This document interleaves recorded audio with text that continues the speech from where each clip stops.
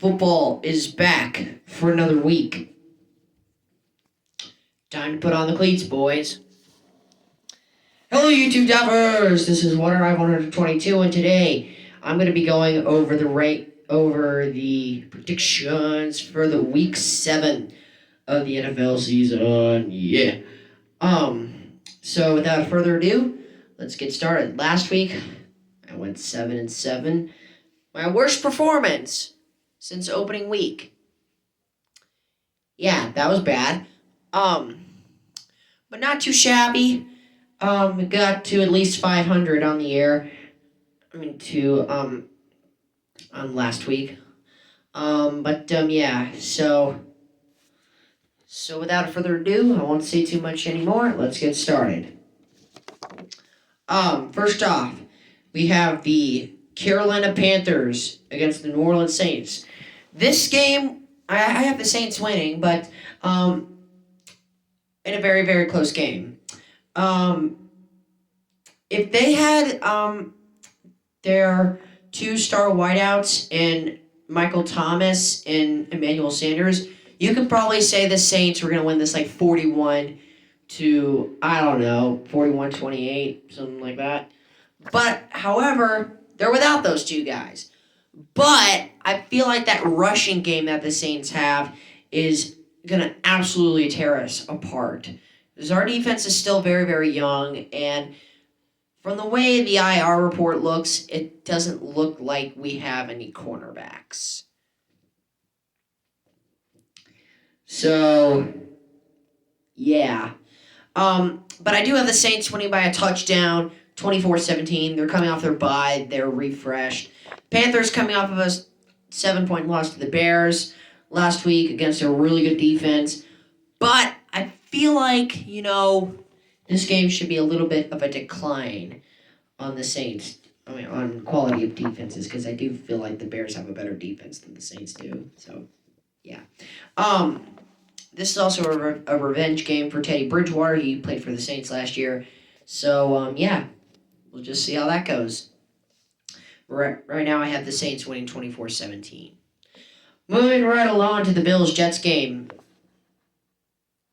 Yeah, no surprise. I'm going with the Bills. 41-14. The Jets? Why in the frackin' world do you have to put every single elite team on their schedule?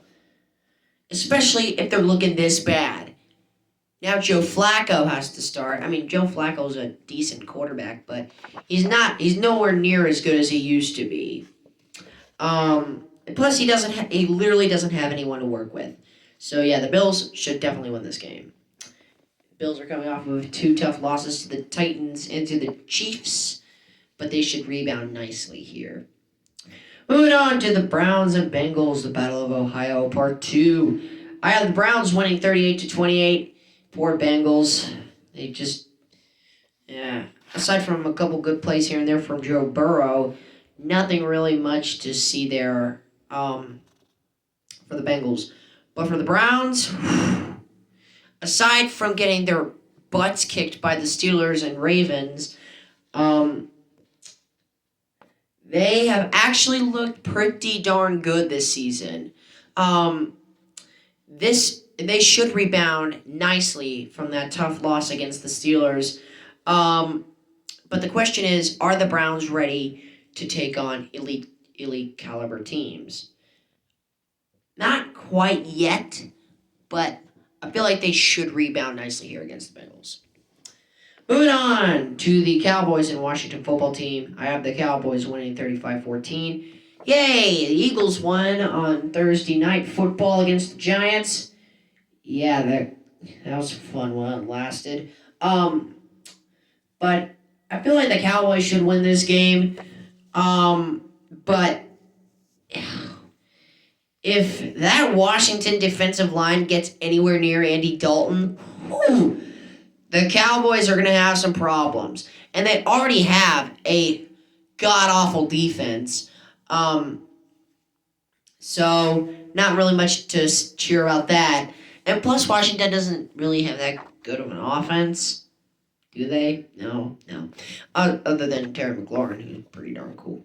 Moving right along, quick picks to the Packers and Texans. I have the Packers winning 29-17. They got their butts kicked against the Buccaneers last week, but that's because they were facing up against a really good Buccaneers defense. Now they have to go against a Houston defense that is absolutely atrocious. So, but hey, at least the Texans took the Titans to overtime last week, so right. Moving on to the Lions and Falcons, I have the Lions winning 30-27.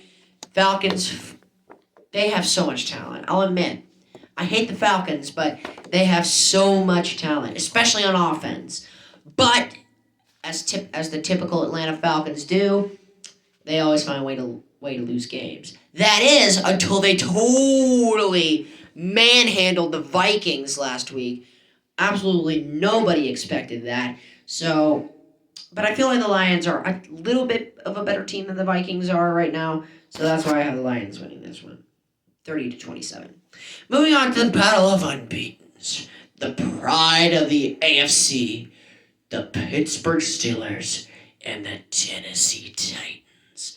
Battle between two 5-0 teams. A battle against a really good defense, Steelers, and a really good offense, Titans. Derrick Henry absolutely ran all over everybody these past 2 weeks. Yes, I know that it was against the Bills defense. The Bills have a pretty good defense. And the Texans defense, but really, that was pretty much it. Derrick Henry's coming off of 3 straight games with 2 touchdowns. And he's just looking like the MVP, like running back we saw from a year ago that helped the Titans reach the 2019 AFC Championship game. But I feel like the Titans are really up to the test because that Steelers defense is really, really, really, really darn good. And not having Taylor Lewan on that offensive line, that's going to hurt the Titans a lot. The question is, can Ryan Tannehill make enough plays to where the Titans will be able to win? I say he does. I say the Titans win it 29-26. This will no doubt be a close game. Next up, I have the Buccaneers and the Raiders. I have the Buccaneers winning 33-24. If the Bucs did not sign Antonio Brown, then I'd probably have the Raiders winning, or the Bucs winning, but just by 1 possession. But the Buccaneers, they're literally buying veteran players to help them win a Super Bowl. And in my opinion, that's not really that fair. That's not fair at all. But needless to say, I feel like the Buccaneers are just a better team overall. And that defense,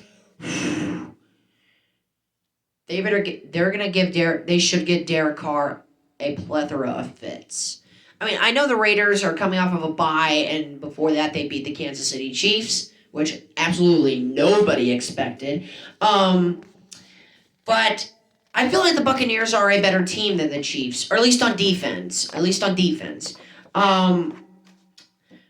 So yeah, I feel like the Bucs defense is going to do a lot of stuff today. I mean, on Sunday, but we shall see. Then we have the Jaguars and Chargers. I have the Chargers winning easily 31-6. Justin Herbert, I finally have your first NFL win, buddy. You've been playing so darn good, but the Chargers are just going to keep on doing the Chargers. So they're going to find a way to lose games. But I say this is the week that you put it all together. Moving on to the 49ers and Patriots. I have the Patriots losing. Yeah, I have the Patriots losing 29-24. This could actually be a bigger win for the 49ers if Nick Bosa and all their defensive line, basically stuff that I've been saying over these past couple of weeks, was still there. Raheem Mostert is going to be out. That's going to hurt their rushing game a little bit. But, yeah, overall, just, the 49ers are coming off of a major upset win against the Los Angeles Rams, and the Patriots are coming off of a downright ugly loss last week against the Broncos. So, there's that. Moving on to the Sunday night football game, the undefeated Seattle Seahawks, the only undefeated team left in the NFC, taking on the Arizona Cardinals, who are coming off of a can of whoop butt against the Dallas Cowboys, beating the Cowboys by a final of 38-10. Oh boy. So the Seahawks and the Cardinals, this one should be a fun game, that's for sure. Battle between 2 MVP caliber quarterbacks, 2 high-powered offenses, and 2 mediocre defenses. Yeah, I have the Seahawks winning this one 34-28. That's for sure. And now, finally, moving on to the Monday Night Football game, the Chicago Bears against the Los Angeles Rams. After Week 8, I'll be posting my the top 10 teams coming into the second half of the NFL season. But right now, the Bears, their defense is looking as great as ever. They absolutely tore apart that young Panthers offense last week. Now they have to play against a Rams offense that's okay. But this should be a defensive battle, as usually sometimes these Bears Rams games usually are. This one I actually had the Bears winning on the road at SoFi Stadium. I had the Bears winning by a final score of 34-24. Nick Foles has had his fair share of moments against the Rams, or at least he did when he was with Philadelphia. I don't know how he's gonna fare that again when he's with the Bears, but we shall see. He's been looking like the Nick Foles us Eagles fans know and love out in the Windy City, so we shall see. So that is my NFL Week 7 predictions. I hope you guys enjoyed it. So thank you so much for watching. And the music studio tour is finally on YouTube, just an FYI on that. I will be re-uploading the second episode of Magic Metal Mondays coming up very, very soon. I want to say like this during the weekend. It was a little bit too long to get it fully uploaded onto YouTube, but I will start uploading it probably tomorrow. And it will be on YouTube for all of you folks out there to see and enjoy. So, thank you so much for watching, my fellow YouTube divers. This is Water Dive 122 signing out, ready to dive into more fun on YouTube. Thanks for watching.